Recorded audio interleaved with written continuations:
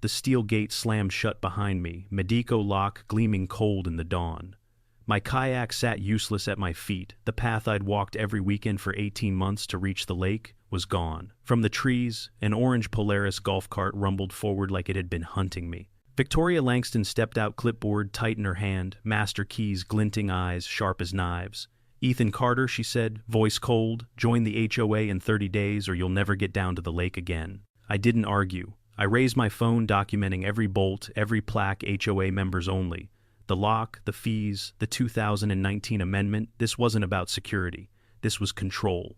And control always has a price. What are they hiding behind that gate? Victoria Langston didn't need to raise her voice. She surveyed the small clearing where I stood, clipboard in hand, master keys glinting in the morning light. Every gesture was controlled, calculated, someone who had spent years perfecting authority. The board voted last month, she began, eyes locking on mine.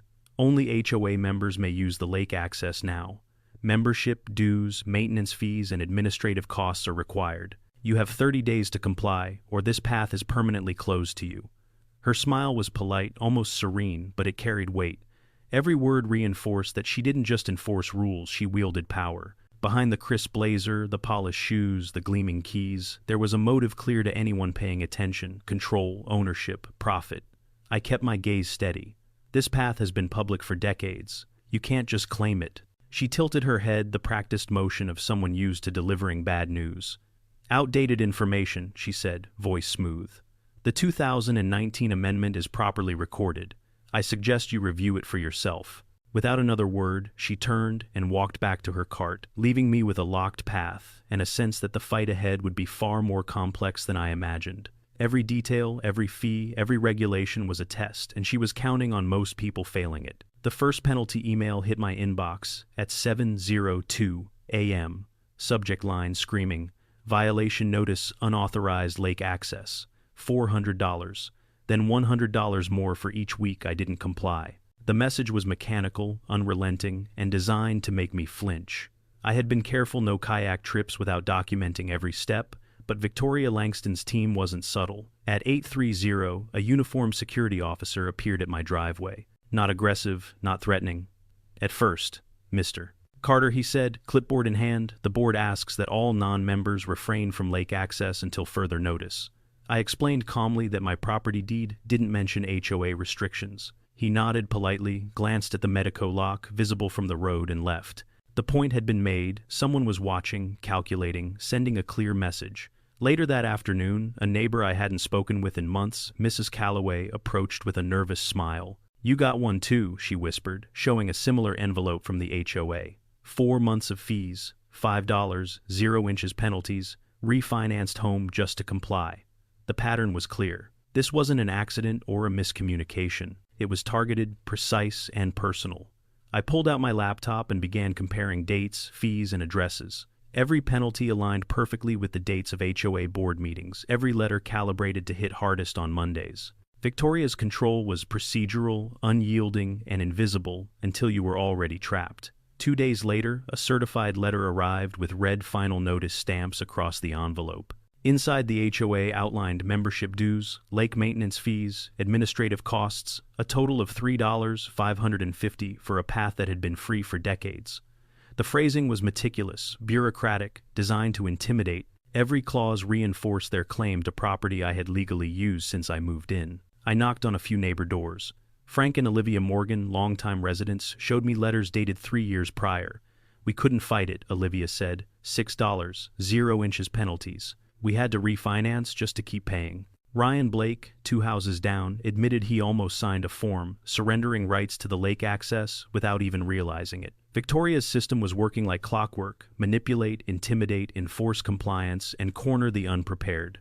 I began to trace Amendment 2019 to 047 through the county records. 3 signatures: Victoria Langston, HOA President, Howard Sinclair, County Clerk, and a subordinate witness.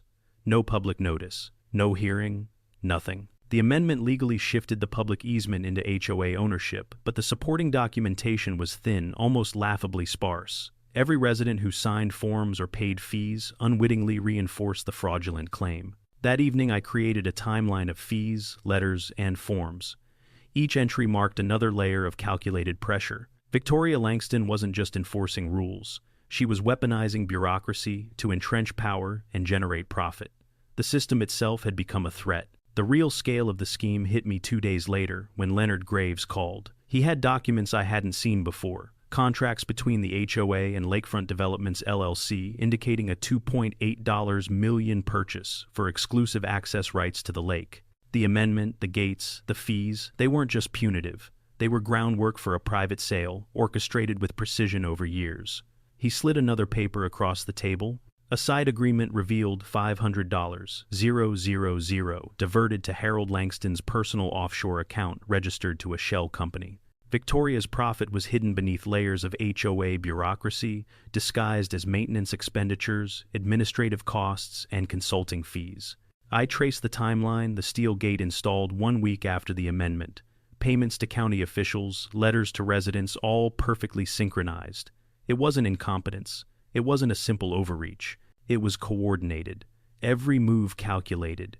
Every fee designed to pressure compliant residents into legitimizing a fraudulent ownership claim. The lock, the keys, the signed forms, they were all symbols, warning signs, and leverage. For the first time, I realized I wasn't just fighting for lake access. I was up against a system engineered to corner the market on public property, launder money, and intimidate anyone who questioned it. And the clock was ticking. Contracts were scheduled to finalize within 60 days. Every day I delayed Victoria, and her allies gained more control. I returned home exhausted but focused. The emails, the fees, the neighbors' stories, and Leonard's documents coalesced into something concrete. There was enough evidence here to expose fraud, bribery, and embezzlement, but I needed strategy allies and precise timing. Monday morning, I drove to the county recorder's office with a folder thick with evidence. Each document, amendments, memos, receipts, felt like a nail in a coffin for Victoria Langston's scheme. The clerk glanced up, then back at her computer. "You'll need to submit a FOIA request for full files," she said, neutral. But my requests, filed correctly and persistently, eventually unearthed everything. Amendment 2019-0, 47, supporting notes, and the $15,000 payment to Howard Sinclair, disguised as a consulting fee. The scale of the fraud was staggering. Public easement converted without notice, hearing, or consent. County clerk bribed. HOA enforcing fees on residents who hadn't joined voluntarily. This was criminal, not civil. I called Detective Karen Mills at the sheriff's office, briefing her on the amendment, the bribe, and the coordinated penalties. Her tone shifted from professional courtesy to controlled concern. "Mr. Carter," she said quietly, "this goes beyond HOA harassment. We'll open a preliminary investigation. Be careful, the people orchestrating this are dangerous." Later, Officer Bradley Shaw arrived at my property. The industrial padlocks, the security camera, the new warning signs, all designed to intimidate. He flipped through my compiled dossier, brow furrowed. The bribe, the offshore account, the amendment, federal implications, he said.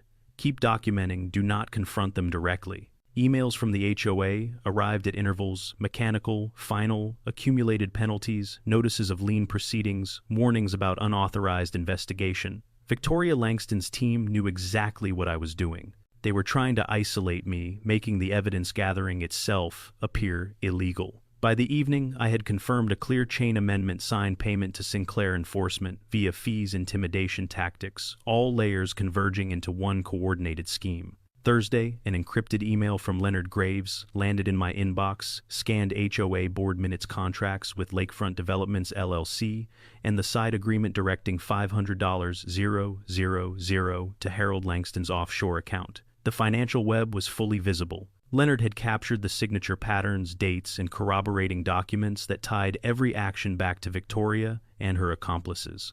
I coordinated with neighbors Frank and Olivia Morgan, confirmed the cumulative penalties and harassment tactics. Ryan Blake provided documentation of misleading forms that nearly forced him to surrender legal rights. Leonard's affidavit explicitly connected Victoria to the amendment and the lakefront contract. With this, the full pattern of fraud, bribery, and embezzlement was undeniable. Victoria accelerated her timeline. A community-wide email announced annual HOA meeting, moved up Saturday, 7:00 p.m. She aimed to finalize the lakefront deal before the evidence could surface publicly. The urgency was deliberate: isolate dissenters, enforce compliance, and protect profits.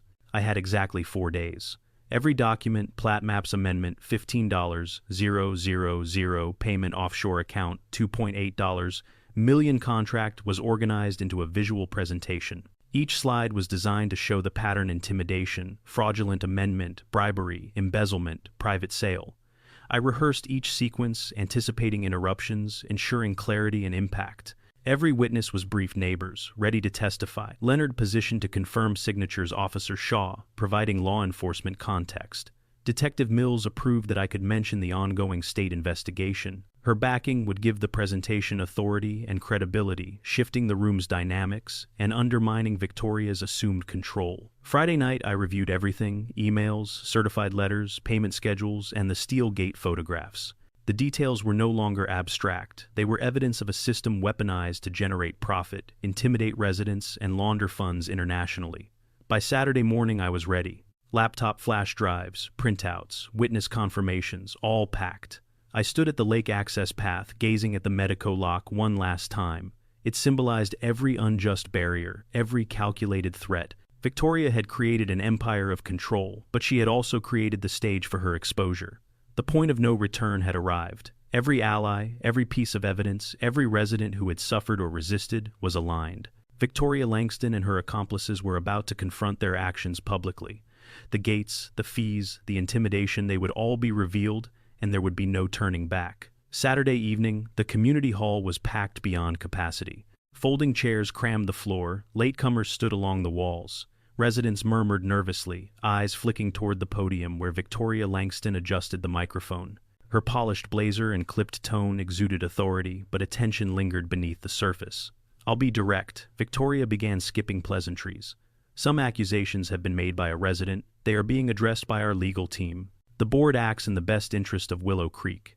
She scanned the room, her gaze sharp, but I could see the slight twitch in her hands. I stood and raised my hand. "Mrs. Langston," I said, voice steady, "why is a public lake access locked behind a steel gate, and why are residents being charged fees for a path that isn't owned by the HOA?" The hall went silent. Murmurs ceased. All eyes turned to her. For a moment, Victoria's composed mask wavered. She opened her mouth, but I stepped to the projection screen, connected my laptop, and brought up the 1987 county plat map. The public easement was highlighted in bright yellow, crystal clear for everyone to see. Her eyes flicked toward the screen, then back at me, realizing the narrative was shifting. She had rehearsed denials, but nothing prepared her for this public exposure. I clicked to the next slide. Amendment 2019-047 appeared, signatures visible, showing Victoria and County Clerk Howard Sinclair. The following slide displayed the $15,000 payment receipt to Sinclair, labeled as consulting services. Gasps rippled through the crowd. 3 days later, a steel gate was installed, I said. Every fee, every notice, every penalty, documented, coordinated, and enforced against residents who had no obligation to join the HOA. Next, I displayed the Lakefront Developments LLC contract, the $2.8 million purchase for exclusive access rights, followed by the $500,000 side payment to Harold Langston's offshore account. Photos of the padlocks, industrial Medeco keys, and warning signs reinforced the narrative. The room erupted in whispers, then shouts. Residents recognized the pattern: fines, intimidation, coercion, all building toward private profit. Faces once hesitant now turned fierce. Murmurs transformed into unified outrage. Victoria gripped the podium tighter, her calm veneer cracking with every slide. Even Gerald Langston shifted uneasily, whispering into the attorney's ear. Rachel Pierce stood abruptly, eyes darting between witnesses, slides, and the crowd. Every resident now understood the magnitude. The scheme was real, deliberate, and fraudulent. The hall fell silent as the doors swung open. Detective Karen Mills entered, badge visible, followed by 2 state investigators. All eyes turned. Victoria froze mid-step, realizing the legal consequences had arrived before she could regain control. "Mrs. Langston, Mr. Langston," Miss Pierce Mills said, voice calm but firm. "We are taking you to answer questions regarding real estate fraud, bribery, and embezzlement. You are required to cooperate fully." The room held its breath. 200 residents watched as the people who had intimidated and manipulated them for years were confronted publicly. Victoria's eyes flicked to me. "You think you've won?" she whispered. This isn't over. I met her gaze evenly. Tonight the truth is visible to everyone. She staggered, slightly anger and panic, replacing her practiced composure. Gerald's hand went to her arm. She shrugged him off. Rachel's face paled. Even their attorney could only take notes. There was no hiding behind rehearsed statements, no board-approved denials. Residents began murmuring, standing, demanding answers. The collective awareness shifted the balance of power. The law, evidence, and public scrutiny had converged into one undeniable moment. Victoria Langston's empire of control collapsed under the weight of documented fraud, public exposure, and law enforcement intervention. By the end of the confrontation, the hall was buzzing with whispers of relief and vindication. The fight wasn't over, the investigation would continue, but one thing was certain: the people had seen the truth, and Victoria's control had crumbled. The hall emptied slowly after Victoria Langston and her accomplices were escorted away. I stepped outside into the cool night air, the hum of conversations fading into a collective sigh of relief. Neighbors gathered in small groups, faces softened by the knowledge that the threats, fines, and intimidation were finally exposed. Frank and Olivia Morgan hugged each other, tears in their eyes, while Ryan Blake shook my hand, voice trembling but clear. We thought there was no way to fight them. You proved us wrong. Leonard Graves approached, holding a cup of coffee like a quiet victory. I never imagined I'd see this day, he said. For years, fear kept everyone silent. You reminded us that evidence and courage matter. Around the parking lot, neighbors discussed returning to their routines, planning volunteer shifts to restore the lakefront and remove the illegally posted signs. For the first time in months, I walked toward the gate leading to the lake and felt real ownership, not just of my rights, but of the truth. The steel Medico locks still hung, but they no longer intimidated anyone. The path was theirs again. It was ours again. The community had reclaimed a public space that Victoria tried to privatize, and the relief was palpable. Within days, the legal machinery activated. Howard Sinclair faced federal charges for accepting bribes as a public official. Victoria Langston, Harold Langston, and Samantha Pierce were formally charged with real estate fraud, bribery, and embezzlement, with combined exposure of 15 years in state prison. Rachel Pierce agreed to cooperate, providing testimony that confirmed the multi-year scheme. The court ordered the HOA to refund $127,000 to the affected residents, plus an additional $10,000 per household in damages for the coercive fees, penalties, and intimidation. Contracts with Lakefront Developments LLC were nullified. The planned $2.8 million sale of lakefront access was canceled. The offshore account and diverted funds were seized, freezing Harold Langston's access to the embezzled $500,000. The legal outcome extended beyond financial restitution. A preliminary injunction restored the public easement designation for the lake access. New regulations were mandated: any future financial decision above $500 required resident approval, and no amendment could be passed without proper public notice and county verification. The HOA's unchecked power was dismantled, establishing a precedent that would guide Minnesota communities for years. Weeks later, the steel gate remained, but its locks hung open and rusted from months of disuse. The small path to the lake looked ordinary again, but the walk felt different. Every step carried the memory of resistance evidence and the courage of neighbors who refused to stay silent. I lowered my kayak into the water, the calm surface reflecting a sky streaked with orange and gold. Douglas Whitmore, the interim HOA president, organized the first community-led maintenance day. Residents removed the last of the warning signs, repaired worn footpaths, and hung a small commemorative plaque near the gate. Public access restored through collective courage and vigilance. I floated quietly in my kayak, realizing this wasn't just about a path to a lake. It was about every person who had been told they had no voice, every family coerced into paying for rights they already owned. Evidence law and persistence had dismantled Victoria's empire. A message buzzed in my dry bag. It was from a local journalist asking for an interview about the HOA scandal. I smiled and tucked the phone away. I knew the story mattered, proof that ordinary people armed with facts and determination could stand up to the powerful and win. The sun rose higher, casting light across the lake. I paddled toward shore, feeling the weight of months of tension lift. The locks, the fees, the intimidation, they were all behind me. The lake was free. The community was free. And for the first time in a long while, so was I.